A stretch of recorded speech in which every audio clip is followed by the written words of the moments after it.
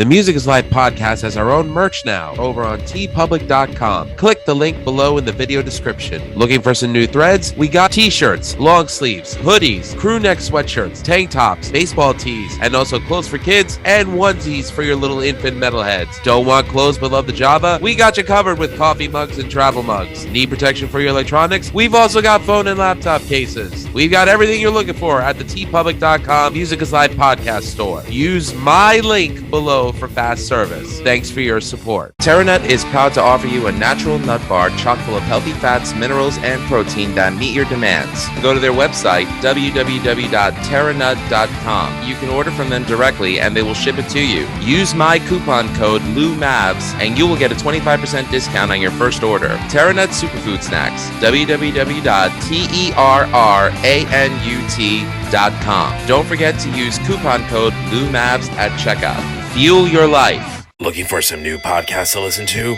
Well, look no further than the Ratsaw Review Network.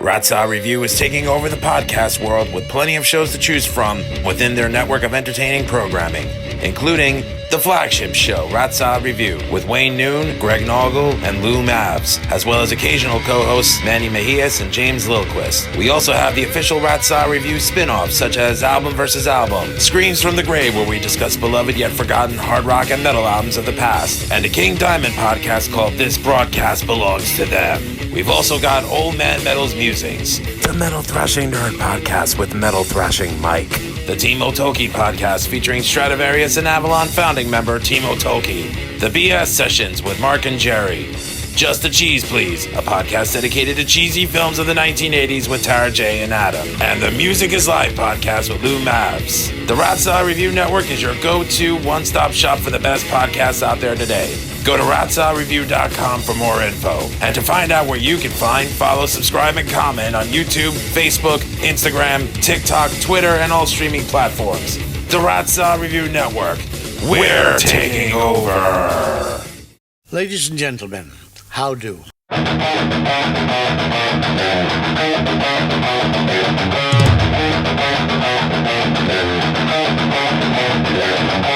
We are ready and waiting for you now. If it's a fight that you deceive, we've acquired our strength through pain. No more are we pathetic game. You are the reason why we claim that we've all become this way. And I regret this prison that I created for myself. Who can it be? Who makes us cry? Won't save us from ourselves. I close my eyes and then I pray that revenge can be as sweet as it sounds. We are the rebels that force from your hate as you play on. Someone to fight with you, to argue to, or make them all yell.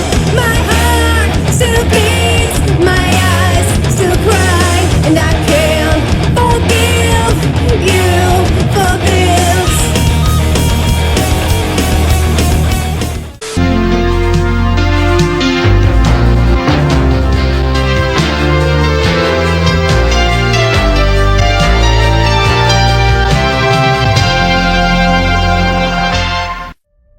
Our revels now are ended, and these, our actors, as I foretold you, are spirits, and are melted into air, into thin air. And like the baseless fabric of this vision, the cloud-capped mountains, the solemn temples, the glorious palaces, the great globe itself, yea, all which it inherits shall dissolve. Those scat-covered snowflakes are caught in the shitstorm!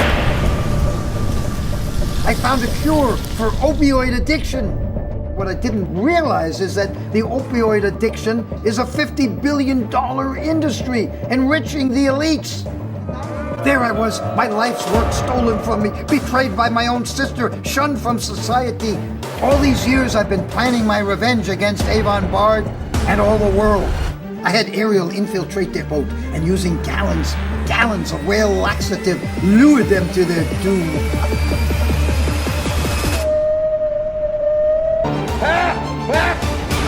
How beauteous mankind is, O brave new world that has such people in it.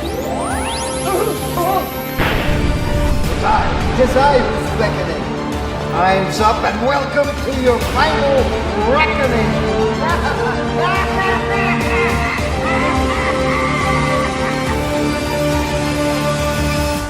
We are such stuff as dreams are made of, and our little life is rounded with a sleep.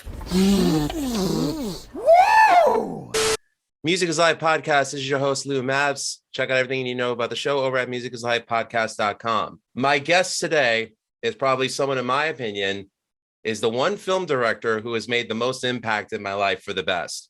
I remember as a child watching Toxic Crusaders on Saturday mornings, vividly remembering where I saw something comparable to this in a live action setting. It was then that I recall watching the first 5 minutes of a film called The Toxic Avenger, right before my older brothers kicked me out of the room before the infamous Skippy head crushing scene. Thank goodness for USA Up All Night. Thank God for USA Up All Night, where they had a Thanksgiving daytime Saturday afternoon showcase of all three Toxic films in 1992. It was then that I knew I was a fan of the Troma universe. From there, it was Class of Nukem High, Tromeo and Juliet, Terra Firma, Poultrygeist, and Cannibal the Musical that made me a lifer. Troma's newest film, #Shakespeare Shitstorm, I did not forget the hashtag, Lloyd, had its New York City premiere on April 8th, 2022 at the Museum of the Moving Image. And hands down, it was one of the greatest movie experiences of my life. And I'm not saying that to pander. I had a blast that night. Is it this director's last film? Who knows? I know one thing, that after 50 years of filmmaking, Lloyd Kaufman's contributions to cinema are undisputed and can never be taken away by anyone, and we're all better for it. I'm very proud to introduce my guest, one of a kind, custom made, not for sale, with greetings from Tromaville, the president of Troma Films and the creator of The Toxic Avenger, Mr. Lloyd freaking Kaufman.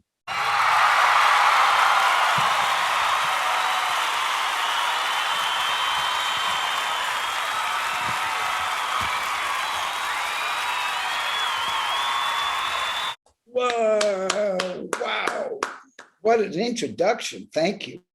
Thank you so much. No problem. This has been a real treat for me because since the beginning of 2022, since the beginning of the year, we had John Brennan on the show, the executive producer of #Shakespeare Shitstorm. John was he and Justin were, and my wife, Pat Swinney Kaufman, the commissioner, as she's called, they were the producers. No question about it. They put it all together. In 50 years of filmmaking, geez, it's the best production that you guys have ever done. I mean, story-wise, but, you know, location-wise, setting-wise, the special effects-wise, like this ran the gamut of like everything that we love about Troma films brought to the 100th power. I mean, and it looked great in a movie theater. This was my first time ever seeing a Troma film in a movie theater. We make our films for the movie theaters because, we have 2,000 or 3,000 people involved in the production.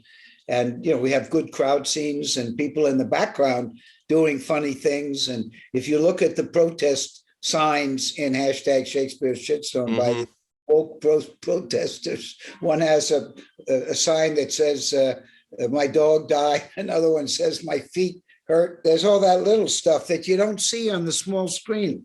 And also to see a movie like that. I just came back from Boston where it's playing in the Coolidge Corner Cinema, and the audience loved it. And most of the people in the audience had not read The Tempest, on which #Shakespeare Shitstorm is heavily derived. But they loved the film. And those who had seen The Tempest, there were some professors there and Harvard students, and they got more out of it because there is some pretty intellectual stuff there and couplets, and there's some big callbacks to good old Shakespeare. Shakespeare helped us out. I mean, I grew up in the New York City public school systems in Astoria, Queens, so there was plenty of Shakespeare to be read in our English classes. Wait a minute, that's where we are? Right in the heart of Long Island City you are, I know. Why haven't you ring the bell? Come in. I live on Long Island now. I'm happily married. I have a 3.5-year-old daughter who's turning 4 next month. I have a full-time job. This is my passion project, but if you're inviting me to the Troma studios, I'd love to come down. Absolutely. Anytime you would like to come down, just give me an email or Gideon. He'll set it up, and there we go. Awesome. And I'll make sure I'll bring tons of cash for merch because I'm going to probably. Oh, no, don't worry about that. Don't you worry about it. I believe in supporting, people who I love. So it's all good. That's Anyways, kind. thank you, Lloyd, for coming on the podcast. I'll start the questions right now. Your new film, #Shakespeare Shitstorm, finally released and available for release to any movie theaters that are ready and willing to show it. I would be happy to show it at movie theaters that are not unwilling to show it, or theaters that are unwilling to show it.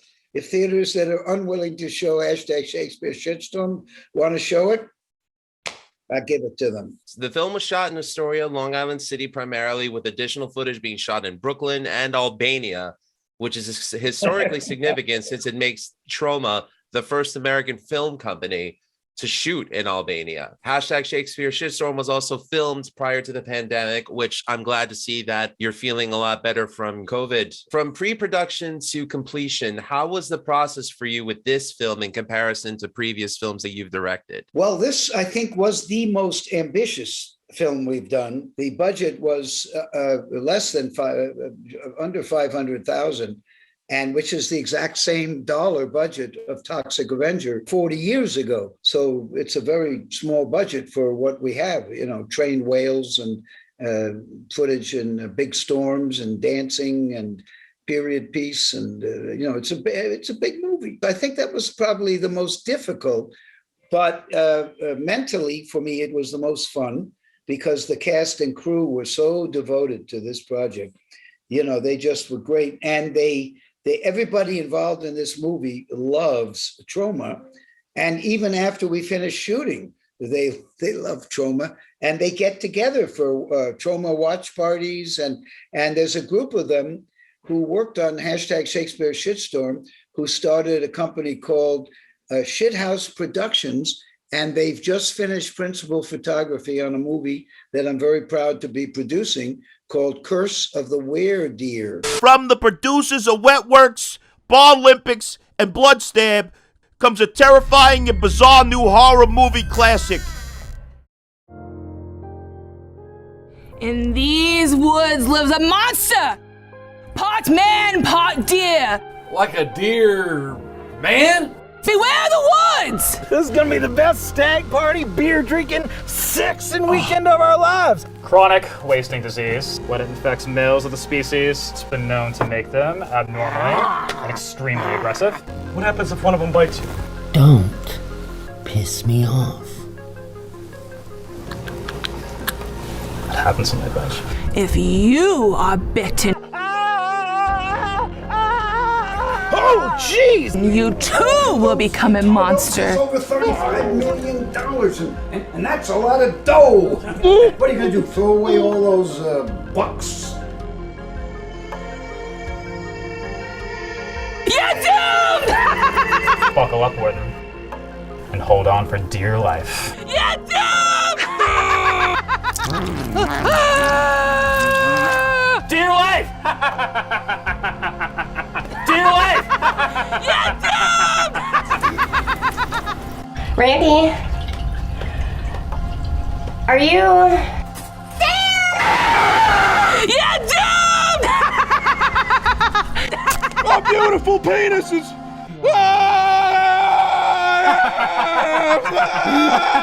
Dear life!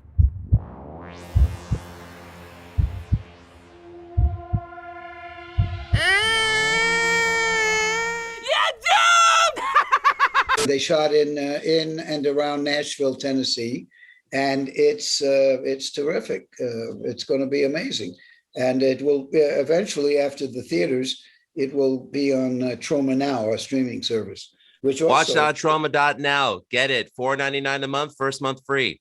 Oh, thank you. Did you know that Troma Now is also available on Roku? Yes, and, that's how I watch it. You can download the Troma Now app, totally free. And then the first month, like you said, Lou, is totally free. Check it out, folks. And we're the last serious independent movie studio. So if you want to kind of help us out and support us for very, very little money, peer group support, sign up.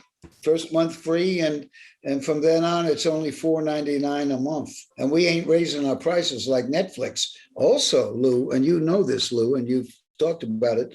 You have the option on Troma now to listen to the commentary tracks. So you can listen to the movie and then shut off the mix and hear the commentary tracks by the actors. Some are by me, some are by James Gunn. Who knows who you're going to get? One of my favorite commentary tracks that you have on that, you had Gary Schneider, Robert Pritchard, and Dan Snow, Bozo, Slug, and Cigar Face from the Toxic Avenger. It was so good to hear them. Gary was actually my first interview prior to starting my podcast. Okay. And oh yeah, because he went a completely different career path where he was a children's entertainer, happily married with kids. I found him on Facebook and we just started talking, and he was nice enough to answer my questions. I posted it on my website. He hit me up recently. He's like, hey, I remember doing this interview with you. Good to see from you again. Congrats on your podcast. Everyone from Tromaville has just been awesome. It's a great fandom to be a part of. Well, Troma is a family. We really are. People get married working on Troma movies. James Gunn's best friend in the world, he met on Romeo and Juliet.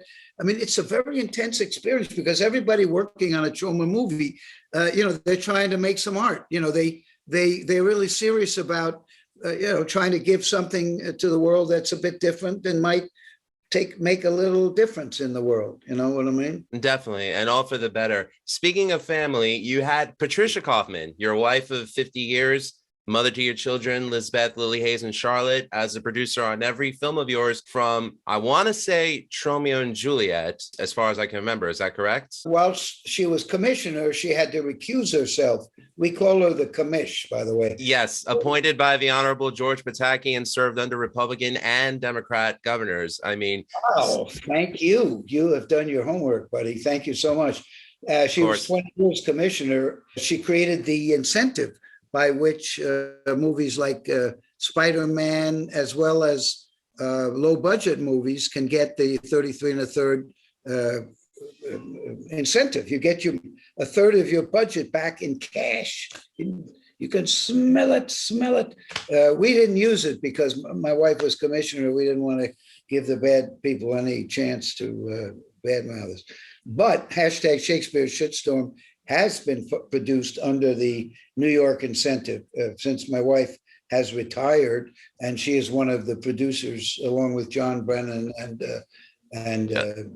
Justin. Yes, I appreciate her espousing good ethics. Well, it's that the guys upstairs can do anything they want, but the rest of us, we have different set of rules. So, we have to be especially careful, especially when you have all these third-rate blogsters who would love to tear you down. John and I actually discussed it on the episode that I had him on. He told me about it, and I was just like, are you kidding me?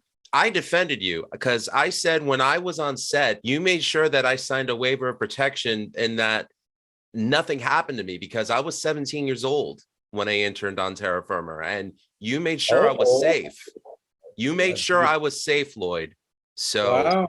I said in my episode, I said, hand on the Bible, hand to God, I'll defend you, Michael, and Pat to the grave, and saying that you made sure that it was safe. Troma's 3 rules of productions. It's not a joke. Safety to humans, safety to people's property, make a good movie. Safety to humans, #1. So thank you for that. Thank you. And today we filmed a scene for Brandon Bassam's new movie, Bring on the Dead. And we filmed it in the Troma Green Room. And we had signs from the time the cast and crew entered the Troma building. We had the 3 rules of production. You couldn't miss it. It was impossible to, and the crew was very grateful. They really appreciated it. I didn't know them. So they were, they really thanked us.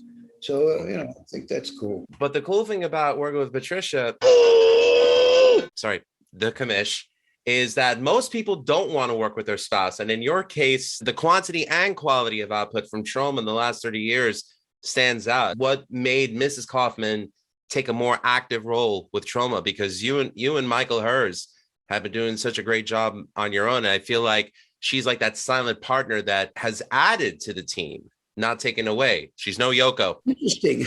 That's a good one. That little man you have in the front of the screen, that's not Michael Hers, is it? I see a little figure. When it comes that is my Miko Toxie action figure purchased from Walmart. Not Michael Hers, but that's a Mego toy. Mego. How do you say Yeah, it? Walmart sells these. Oh, nice. And it's the only thing I'll buy from Walmart ever. Well, thank you. Now, back to the question. When she was commissioner, she had to pretty much stay away. Right. But when she retired 20 years later, she's been more active, and she was a producer on #Shakespeare Shitstorm and was important in organizing the script and all that. But the incentive we took the incentive since she's retired. The 33%, so now right? Incentive in a couple of years, we'll get a piece of our budget back. So excellent. I'm still alive. I get it. Let's keep you around for a long time. You're a very nice guy. Thank you very much, and well prepared, may I say. Thank you. I live to make sure that I get the best content from my guests, because this is a labor of love for me. My podcast, I'm not monetized yet. Would be cool one day, but I made a promise to myself. I said I don't want to interview anyone unless I love what they do, and if I'm not having fun doing it, I don't want to do it. Well, that's a good way to be successful, I think. How was the experience of shooting in the location of Long Island City in comparison to past shoots? I know that in the past, Troma films were shot in Manhattan, Brooklyn, Buffalo, Peekskill, Poughkeepsie, and New Jersey. Well, not only did we shoot in Astoria, I would say we shot 75% of the movie in Astoria, both in a wedding venue, a very beautiful all-white wedding venue. And then we had to make that the interior. Well, I don't want to spoil it, but that's Central Lounge, correct? We used the Central. Boy, you've definitely done your homework. The Central, and it's all white. So we, when you see the movie, you'll understand how brilliant Doug Sackman's special practical effects were, because Shitstorm is in the title. I've watched Punk Rock Holocaust. I know about Doug Sackman. He's awesome. Yes, he is indeed. And he's been with Troma since 2000. He worked on Citizen Toxie. I think he was 16 when he was on it. Had to get permission from his parents. Mm-hmm. And it's great that he's come back in the role of Kabuki Man for Kabuki Man's Cocktail Corners. Well, he worked for us for several years and left his mark on us. He's become obsessed with Sergeant Kabuki Man NYPD. And he and John Brennan, the producer of #Shakespeare Shitstorm, along with Pat Kaufman and Justin A. Martell, Doug worked on the Kabuki Man Cocktail Hour. He played Kabuki Man, and John Brennan created the series, and there were 3 seasons, Kabuki Man's Cocktail Hours. It's a sketch show. And all sorts of people like Dave Hill, the comedian, was on it. Oh, it was great. In fact, if I remember correctly, Doug Sackman, dressed up as Kabuki Man, slapped Will Smith, and it was on a Kabuki Man Cocktail Corner. Yeah. But anyway, all the elements that John Brennan created with Doug Sackman, all the episodes are on Troma now, and they're very good. There are 3 seasons, but meanwhile now John, he's writing all the songs for Last Drive-In. He also wrote music for Return to Nukem High, the second half of my pretentious... Silence of the Ducks. Yes, that was a great scene. It was your homage to Buffalo Bill of Silence of the Lambs. That was hilarious. See, you make it all worthwhile. Not only are you wearing a Motorhead T-shirt, which is very near and dear, no joke, sentimental. Which side is my heart? No, over here. On the left, on the left. Really no Troma, and it make most of the people, they don't really know us. They usually, the ones who don't usually say things like, "You have the best titles." They don't. No, thank you. I thought we spent 5 years making Romeo and Juliet. I thought the 5 years we spent, we might have produced something better than just the best titles. You get it. Thank you. It's really, you can buy an Oscar. You can't buy a true love like yours. And thank you. Thank you. I appreciate that. You know what it is? And I'm kind of veering off the questions, but I have no problem admitting this. My brothers, my two, well, there was three of us. My two oldest brothers, they're the ones that built my love for horror, comedy, science fiction, and things like that. And Troma being a New York company and being born and raised in Queens, New York, I couldn't help but feel that kinship. You know, like there's certain films that when you watch them, it kind of, I don't want to call it a safe space because then I would require a safe space here for that. But I will say that it there's like a kinship there. There's that like that family type thing to it where it's like, you know, you could always go back to it and kind of feel, you know what, this helped shape my personality. This helped shape my love for fun and life and movies and things like that. So, you know, that's what Troma meant to me growing up, and it still does. That's beautiful, man. Well said. Very well said. And what a great honor. You know, I mean, I couldn't be happier, right? What a nice thing to say. And the mainstream people don't get Troma. They don't understand us. And the fans of the mainstream, they're not really movie fans. You really get it. Yeah, you know, it's funny. When I went to the premiere at the Museum of the Moving Image, I went with my friend Matt Michelow, one of my podcast partners. That was his first in-person Troma experience as well. I mean, he's seen them films as well. He's a fan like I am. But he said, you know what, Troma is cool because it kind of takes what you would consider the wackadoo personalities, kind of throw them all in the same room and everybody gets along, which he's like, and that's the way life should be. And I thought that was beautifully explained. We're all a bunch of wackadoos, all united for movies that we love, and we all got along. What more could you ask for? The nicest people are the ones you meet at the Horror Hound or Cinema Wasteland. Cinema Wasteland, yeah. San Diego Comic-Con. Both fans and management are great to us. The horror people are the nice, you know, Tony Todd or Bill Mosley. Yeah, these are great people. They're the loveliest, nicest people. Becky Roshan and Felicia, they're great. They have fun. They love the art. They love art of all types, and they love what they're doing. And you know, they're not there for the big Bentley that they don't own, or the the Malibu house that they also don't own, or the suits that they have to wear but they don't own. And they're more worried about their their job than they are about what they're doing. So it's all about ass kissing and all that. So how nice that there's a community of us who love cinema, genuinely love cinema. And that's all we love, right? And we don't ask the question, who's in it, right? How much are you spending? That's what I get if I call a theater. Who's in it? How much are you spending? You know, it's a stereotype to think of the cigar. But these exhibitors, whoever books for these Regals and AMCs, and they hate cinema. No joke.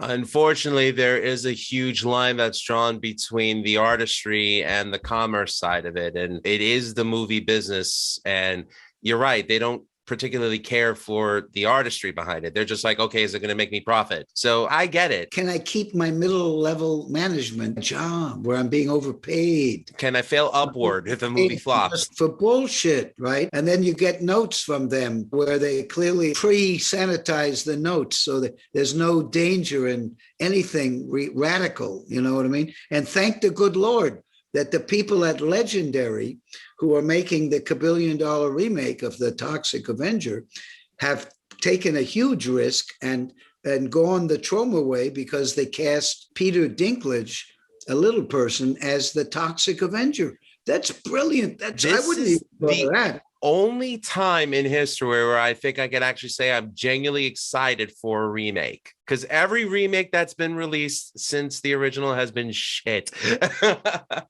Well, with the exception of Return to Nukem High, but that's not a remake or a reboot. It's a reimagining. Yes, you're right about that. And Return to Nukem High was a 2-part movie, which Tarantino suggested that I do, and I did it. And I saw that Kill Bill was really brilliant, so I took a shot. I didn't succeed, but what are you going to do? But it's still interesting. Return to Nukem High and Return to Nukem High. As you have pointed out, if nothing else, the Buffalo Bill dancing, the tuck sent on the world. I don't even want to know if that hurt or not, but I mean, the entire film was great and very well cast. Awesome to see, considering the fact that the previous film prior, Poltergeist, was still shot on 35 millimeter, if I'm correct. With Return to Nukem High, you went full digital. We sure did. I finally was convinced that digital looks better than 35 millimeter.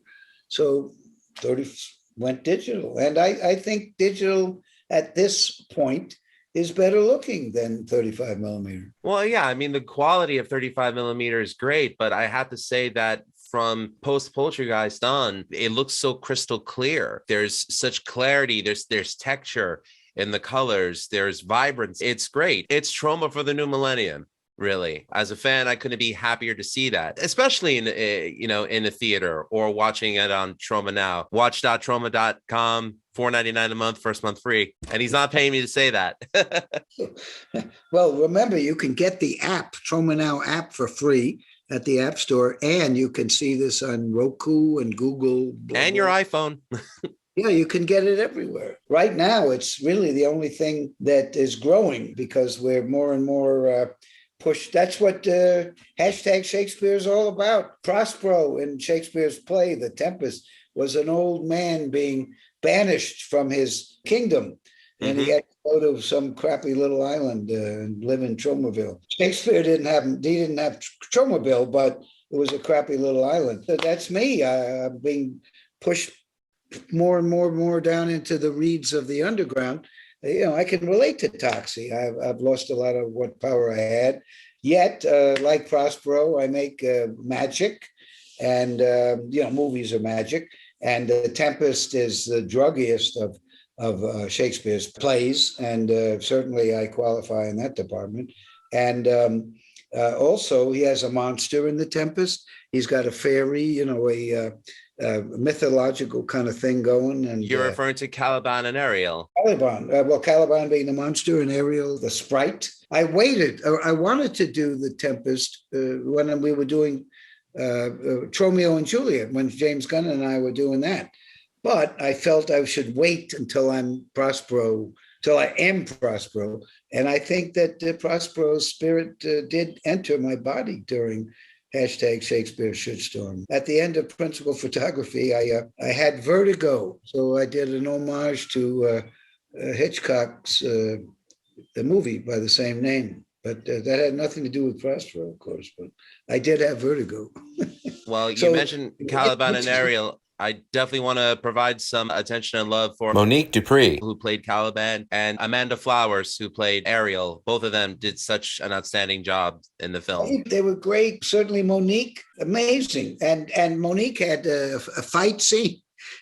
She had everything. Her part was everything. Well, she has experience as a professional wrestler, correct? Exactly. But how nice of her to do it.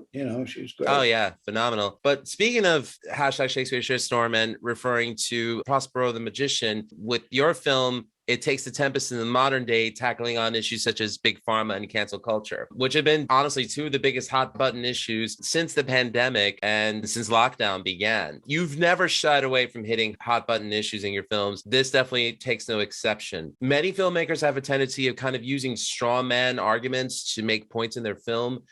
You always go for the jugular, though, when it comes to making points. You always do it with a fair dosage of satire and without pandering. You allow the public to kind of come up with their own opinions about things, which is something that I appreciate. For you, what was the impetus exactly for tackling those two issues of big pharma and cancel culture? And how is it never an issue for you to approach your films so fearlessly? Well, when you were talking about the straw man, we use the paper straw. You see, the elite have been using the plastic straws, and it's fucked up the ocean. Animals are eating it, fish and whales, and they're eating the plastic straws. And fuck you, Hollywood. Fuck you. We are using I'm not going to censor that. We are using the paper straws, and no fish are harmed when I have the white monster drink, which I have as my breakfast. Anyway, you won't get much intelligence out of me. I'm sorry, Lou, but your questions are great. Very, very good. And indeed, the point is, it's art. And that's why I went into the movie making. I was lucky enough to be born in an American middle class family. They sent me to Yale. I had the best possible education. I wanted for nothing, as a bougie guy.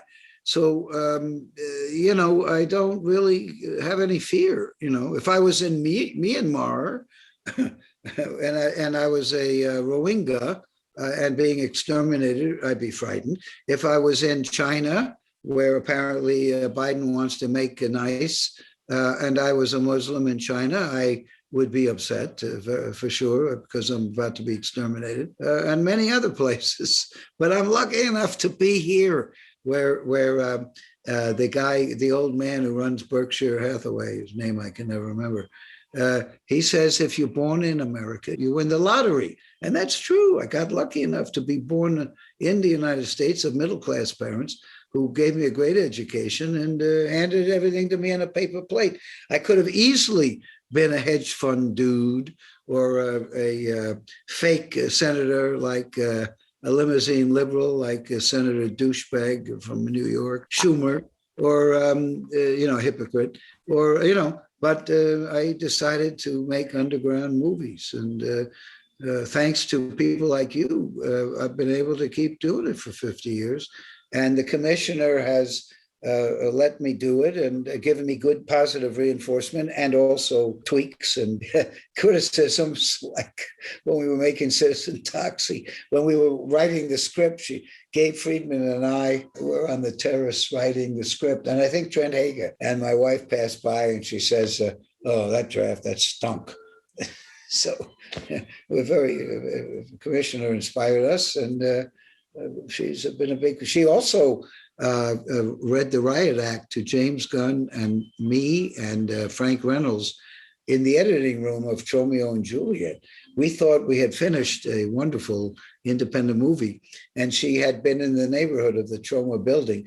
So she stopped by, and we proudly showed her the final cut, the absolute final cut.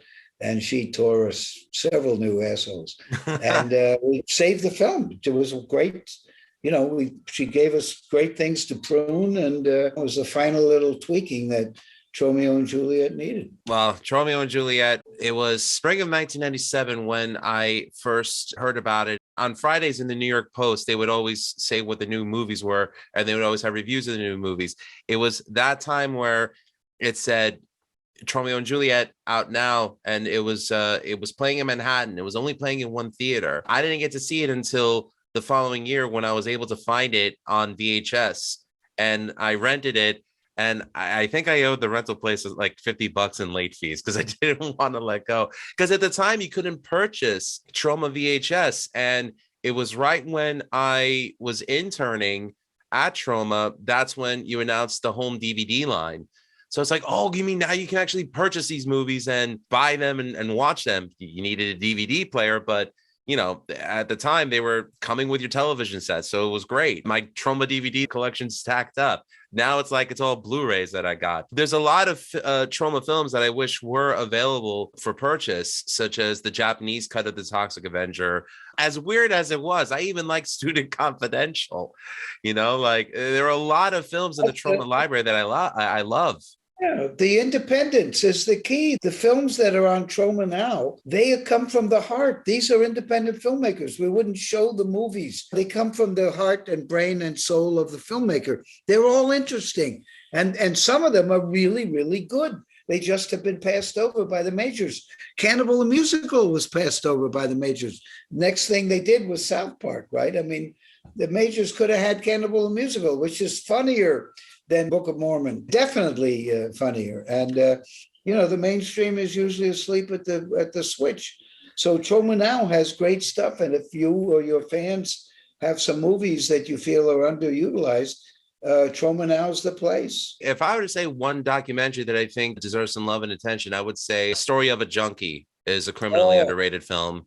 Brilliant. That's a great movie. Masterpiece. Yeah. We're making the Blu-ray right now. Excellent.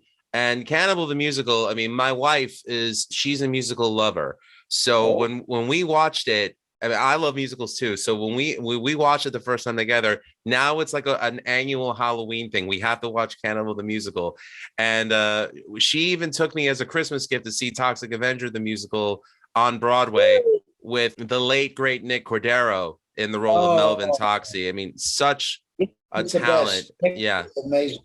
What a nice guy. He knew every Troma movie, you know, and he really studied the Troma oeuvre in addition to the Toxie movies. You know, he did. Oh, you could tell.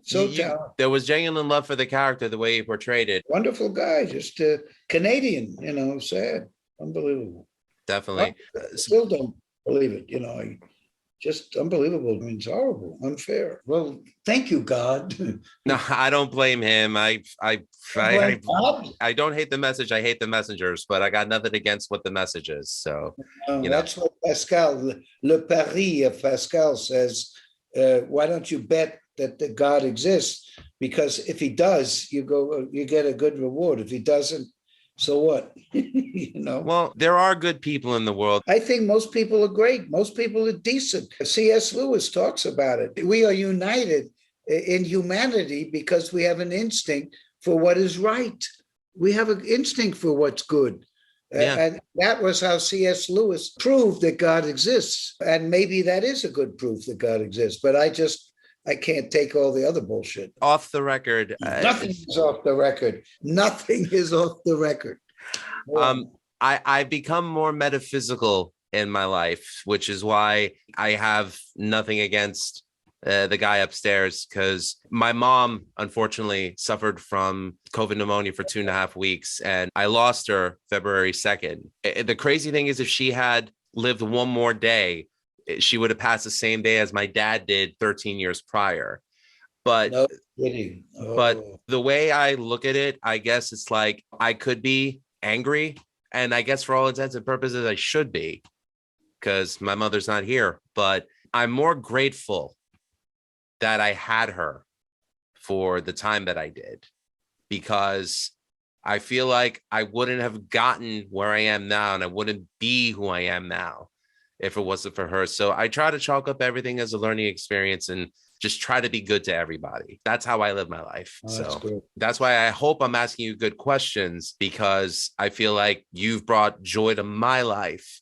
And it's sort of like the time that we spend together, I want to make it worth your while as a thank you. Well, Lou, thank you. It's a great honor, no question about it. If you want to see how my brother and I grew up with our mother, Charles Kaufman, my brother, made a movie called Mother's Day. Love that movie. And you get a sense of our mother. It's Eli Roth's favorite horror film, Mother's Day. And you can see it safely and securely on Troma Now, free the first month. I think Mother's Day is a masterpiece, really. I think it might be Troma's best movie. It's crazy that it was filmed at the same time in the same location across from Friday the 13th. That nuts. Is correct. That's right. You're right. Yep. It was a magical place. It was a magical place. It's like the secret garden. Delaware Water Gap. I would like to personally see Queenie and Jason in a death match, but that's just my opinion. Jason wouldn't have a chance. Probably not. Ladies and gentlemen, Sunday at the Hadoukenplex, we have every mother's nightmare, Queenie, versus every mother's dream killer. He's crazy, he's silent, he's stupid. It's Jason Voorhees. Queenie versus Jason, tonight at the Hadoukenplex. Be there! So in the 1980s, there were countless independent filmmakers. There was you. Even though their quality was not that good, I do have to mention Menahem Golan and Yoram Globus. They were major. Talk about a supernova. The boys from Tiberius, as my father called them, they had their moment. They did. Unfortunately, Bolero blew it for them, but neither here nor there. But Canon, they purchased in 1979, long after you worked on John G. Avildsen's Joe. There was also Roger Corman with New World Pictures. There was Roberta Finlay, who made films like Tenement. Chuck Vincent, who started in the adult film world, but made his way as a studio for countless made-for-cable television films and softcore comedies. There was William Lustig, who made Maniac and Vigilante in the Maniac Cop series, and a slew of Italian films from directors like Lucio Fulci, Dario Argento, and even Joe D'Amato and Umberto Lenzi. Of course, we're not also just counting filmmakers such as Pericles Lunes, who made the first Troma shot on video film, Redneck Zombies. When you think of the countless filmmakers and companies who've come and gone, with some still here, and with Troma having longevity for 50 years, what would you say the mistakes that a lot of these filmmakers made that Troma avoided? First of all, Troma has made every fucking mistake possible. Well, not everyone, because we keep making new disastrous mistakes. For example, hashtag Shakespeare shitstorm is not going to make a penny unless God exists. If hashtag Shakespeare shitstorm breaks even, I will become a devout Catholic. I understand that today's day and age is a far cry from what it was in the 80s, where it's like you could go to Bleecker Street cinemas and see Toxic Avenger. On Steinway Street, there's a Duane Reade on the corner of Steinway and 30th. That used to be a United Artists Theater. Toxic Avenger premiered there April 11th, 1986, and was there for 2 weeks because my brother saw it at that theater. And that was a great time to be a movie fan, because you could see different films in the theater and you could also rent different films in the stores. It's funny, I had Tom Seymour, the director of VHS Massacre, on the podcast, and I told him, I said, Troma Now is the mom and pop streaming service for movie fans, is really what it is. Yeah, good point. Yeah, you're right. And it's the place of auteur cinema. There's no sausage making there, right? The mainstream is, most of the movies are, produced by committees, and the gatekeepers are committees, and you're not going to get Story of a Junkie. You're not going to get Terra Firma. You're not going to get Doggy Tales with James Gunn and Jenna Fisher. I can go on forever. Troma Now is a really great service, and every month, brand new James Gunn's of the future, or Trey Parker, or Oliver Stone, or all these people came out of Troma, and there are new, young, talented filmmakers who are better coming out of Troma right at this very minute. You got Kansas Bowling with BC Butcher. You got Divide and Conquer. You got Mutant Blast. You got a shit ton of great films coming out. Yes, Mercedes the Muse. I produced her movie. And also she has some wonderful movies playing on Troma Now. Divide and Conquer will be in some theaters, and then Troma Now. But her other films, Honor Killing and Evil Twins, TWINZ, are on Troma Now. I think she'll be up there. She's got no fear, like, what's her name, who did Near Dark? Oh, Near Dark, that was Catherine Bigelow. Yeah, Catherine Bigelow. She's terrific. That Near my Dark. God, that I thought was one of the best vampire films ever, because it was such an original take. Yes, and that's a kind of a sense of humor to it, with the 12-year-old kid trying to seduce the 10-year-old kid at the soda machine. Or again, I saw this movie a long time ago, but yeah, I know who you're referring to. But I also want to give love to Dylan Mars Greenberg and check out their film Reagitator. Great film. Well, the Reagitator is great. Also, Bathtub, which she did. And by the way, Dylan Mars Greenberg, she wrote the theme song for hashtag Shakespeare Shitstorm while she was in Albania. Troma is the first movie company to film a narrative film in the country of Albania. And Dylan, who's in the movie, while she was there in Albania, she wrote the theme song for hashtag Shakespeare Shitstorm. And she's got a band called Theophobia. Wonderful songs. She's going places without a doubt. I love Dylan's new single, I'm the Anomaly. I mean, Dylan is such a multi-talented person. And I'm happy to promote whatever Dylan's doing. You can't deny the artistry there, especially when it's good, and that's the thing about Troma. Troma it's kind of a Troma school of art, like the Hudson School of Art. We've got all these people like Dylan Mars Greenberg, Brandon Bassam, Mercedes the Muse, we've got all these wonderful young people who are, and they all know each other and they all help each other. And there really is a Troma School of Filmmaking. It's very cool. Definitely. Yeah, I'm wearing a cardboard belt, but I'm okay. I'm lucky. See, now I wasn't going to bring up any Mel Brooks references, but you just did from the producers. And you got it. Thank you. See this? This once held a pearl as big as your eye. Look at me now. Look at me now. I'm wearing a cardboard belt. Because I told John, I said, my two favorite New York film directors will always be Lloyd Kaufman and Mel Brooks. And he said, is it because Lloyd looks like Mel? I'm like, no, that has nothing to do with it. I wasn't even mentioning that. It's just, I think New York films. I think Lloyd Kaufman, I think Mel Brooks. And, hey, it's my heritage. It's New York. No question, Mel Brooks is a major influence on Michael Hers and me. And the producers is probably our Troma anthem. And it just happens. People mistake me in airports. They think I'm Mel Brooks. What's your problem? You're Mel Brooks. I get that a lot. We're not all perfect. He's like 100 years old, and I'm old, but I'm not that old. But the hard part is figuring out: are they coming up to me because they think I'm Mel Brooks or Lloyd Kaufman? And and they say things like, my father and I, we love your movies. We love your movies. We watch them together. And then I'm thinking, well, wait a minute, is this Troma or Mel Brooks? And eventually it turns out it's Mel Brooks they're talking about. But by then I agree to take a photograph. And when they get home, they'll see a handsome, young looking Mel Brooks. I don't know what to say to that, but put that on their Instagram, and the people who know Mel Brooks will, of course, be telling them, "Who is that man you're with? That ain't no man." Moving.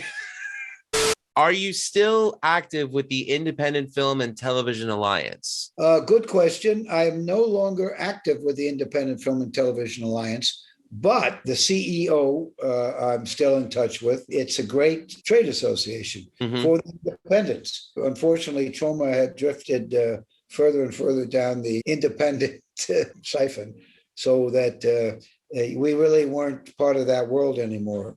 But they have great management. I support them 1,000,000%. Great people, friends with a lot of them. And, Troma couldn't afford to keep paying the dues. What are you going to do? What are you going to do?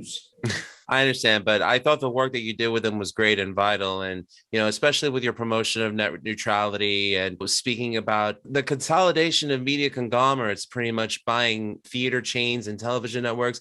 And this is actually going to tie into Menahem Golan. And I could appreciate movies like Death Wish 2 and Death Wish 3 and even Masters of the Universe, because they were so over the top campy that you can't help but enjoy them.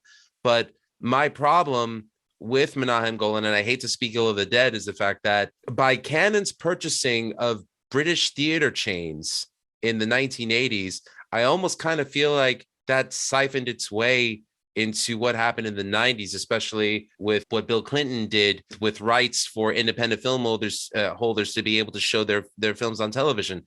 By doing that, it kind of gave the majors the idea, hey, Menahem's doing it, so can we. Let's buy out all the theater chains. And I kind of feel like as much as the majors do that to this day, it kind of started in the 80s. And if I'm wrong, please tell me. Well, that's an interesting observation. The problem during Troma's 50 years, the rules that used to protect the public against monopoly is very bad for obvious reasons. But those rules have been they've been destroyed. Reagan got destroyed and got rid of the consent decree of 1948, which prohibited the major studios from owning movie theaters. So then they could swoop in, and Sony bought Lowe's, and somebody else bought whatever, and blah, blah, blah. And, you got yourself a cartel, and that ain't good. And then, of course, there's a big push now. Clinton, thanks to Clinton, the copyright law was extended to 100 years or something. Mickey Mouse should be in the public domain. If you want to make a Mickey Mouse movie, you should be allowed. Public domain was invented during our Jeffersonian years to protect the authors of content, the authors of art. But 14 years that the person who created Toxic Avenger could get benefits for 14 years through copyright law, and then goes to the public because the public supported Toxic Avenger for 14 years. But unfortunately, Clinton and Walt Disney, a fascist, got together, who was dead, but they got together and they decided that, hey, let's keep copyright law forever. So Mickey Mouse will never have to be in the public domain. Disney, obviously, I don't know if they bribed Clinton or he was just, as Michael Moore said, he was the best Republican president, but he locked in this copyright law whereby Disney is allowed to keep going with all their, Cinderella and Sleeping Beauty and Mickey Mouse, and that should be in the public domain. We supported these fuckers for 100 years. It should have been 14 years. I created the Toxic Avenger. I'll give that up to the public. The public supported me for 14 years. That's enough. But according to Clinton and Disney, it should be forever, even though Disney has made billions and billions of dollars from public domain, right? From Hans Christian Andersen and Tales from Hoffman. It's absurd. They should give it back to the public. And they can still make billions of dollars. Disney can still make their own Mickey Mouse. They can still make their own Disney princess, which my grandchildren are totally obsessed with. Disney can still do the Mickey Mouses, but maybe you, Lou, maybe you want to do Mickey Rat or something, or Donald Duck or something. Mickey Rat. It's not. If anything, it'll help Disney. I don't mind if people do Toxic Avenger if it's legal. And in fact, Spielberg did Toxic Revengers when he on was Tiny Toons. You're right. Yeah, how about that, right? Trademark infringement. How low can you get? How about that for the Golden Rule, right? He was the Golden Rules. You know what that did for me, though, as a fan growing up watching that? It kept Toxic Avenger in here and Toxic Crusaders in here. So even though you could tell it was a blatant ripoff, I'm grateful to it because it kept it alive for me, which is why I buy Troma figures. Thank you. But I'm going to ask you one last question, and then I want to conclude with a statement. One of my favorite quotes that you made is that Troma is the herpes of the industry, because no matter how hard they try to make you go away, Troma will never go away. And now you can directly reach your fans through Troma Now and your social media channels. And of course, as I witnessed on Friday, April 8th at the Museum of the Moving Image, the fans are still there and they still care. Do you have a message for any detractors of Troma films? Detractors? Are there detractors of Troma films? I can't believe it. I suggest if you're a detractor of a Troma film, go back and look at Terra Firma and look at the making of Poultrygeist, Night of the Chicken Dead, The Poultry in Motion, Truth is Stranger Than Chicken. Go to Troma Now and explore some of the full-length documentaries about how we make the movies. Go and explore, and I guarantee you, you will not be a detractor. Go and listen to what James Gunn has to say, what Stan Lee has to say, what the American Film Institute, the Kennedy Center for the Performing Arts, the Japanese Film Institute, Shanghai Film Festival. We have the Cinémathèque Française. You can't come up with a more, Troma's been praised everywhere. So if there are detractors, I would say if you're a detractor of Troma Entertainment. Fuck you, Malaka! Listen, Lloyd, I know you got to run, but there's just something I want to tell you first. But before I do that, Troma.com is the website. If you want to watch Troma films, and especially films that have been licensed from companies such as Shapiro Glickenhaus Entertainment, you can find them on the Troma Now app. Frankenhooker, right? And by the way, Bill Lustig Maniac 2. No, Maniac Cop. Yes. Troma. Yeah, they're on Troma now. Again, I love the Troma Now app because, as I said before, it's the mom and pop streaming service for movie fans. And Lloyd, before I let you go, there's just something I wanted to say. So as I mentioned, as a kid growing up in Astoria, Queens, for me, Troma films meant home. Films where it's like, I could appreciate people's zaniness because they get my zaniness. Walking through the doors of the original Hell's Kitchen location, cutting my teeth in the production area, which was the Taekwondo studio across the street, and learning about everything that goes prior to a film. And unfortunately, I had to leave right before production started in Brooklyn, because at the time I was a kid that just graduated high school that was working to pay for books for college. So I missed out on that opportunity to work on the film. But for the experience that I got working in a Troma film, making press kits, learning how to speak to people on the phone, learning how to arrange things to make sure that they were ready in time for rollout, all this preparation, it was the best film school that you didn't have to pay for. But the crazy thing is, like, it ended up helping me in life, especially with what I do with my podcast and what I do with music. And even if I help out a friend of mine on a set here and there, Troma was the greatest experience of my life because it's a work ethic that I still carry to this day. And I wanted to personally thank you for being as zany as you are, as wonderful as you are. Thank you. Wow. How nice is that? Thank you, Lou. I mean, really, I'm almost weeping. And how nice is that? As I said before, you basically can buy an Oscar. And the god of Sundance and the Oscars, Harvey Weinstein, he did buy many an Oscar, right? But Fuck you can't buy love, right? You love Troma, that you can't buy that. How nice is that? Word of mouth. You can't buy word of mouth, Rupert Murdoch. You can't buy word of mouth. You know what I mean? And how beautiful. Thank you. It's really touching. And I'm not joking. For once in my life, I'm almost serious. It's all good, Lloyd. And, again, I will continue to sing the... I didn't think so. But I will continue to sing the praises of... Nice. Thank you. No joke. I'm touched, without a doubt. And you are, that's awfully nice of you. And thank you for your Troma love. No joke. We really appreciate it. We our fans are the secret sauce of Troma's 50 years. We wouldn't be here without our fans. No question about it. You got a lifer here, Lloyd. I know you got to run to another interview. So I just wanted to say thank you again. God bless. And, may you and your family be well. And here's to 50 more years of Troma and a whole lifetime. Cheers.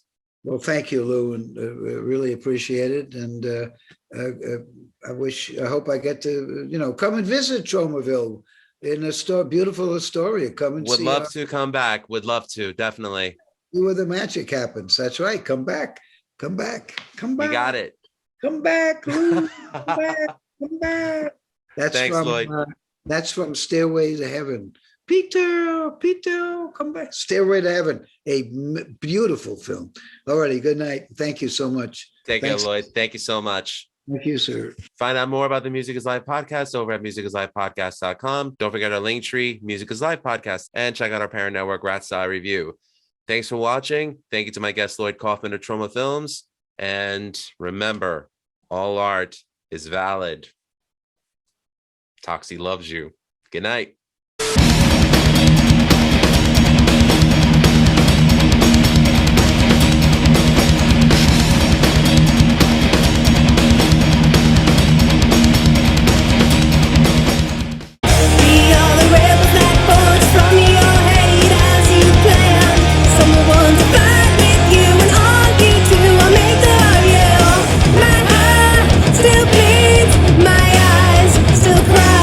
And I can't forgive.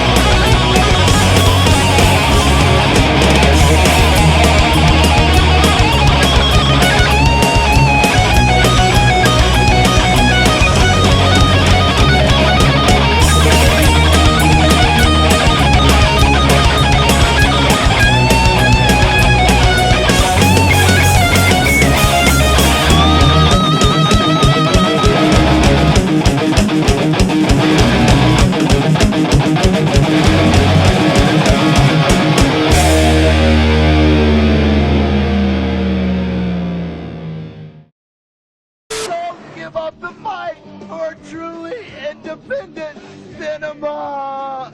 God bless America, limp dick. God bless us, everyone. You asshole.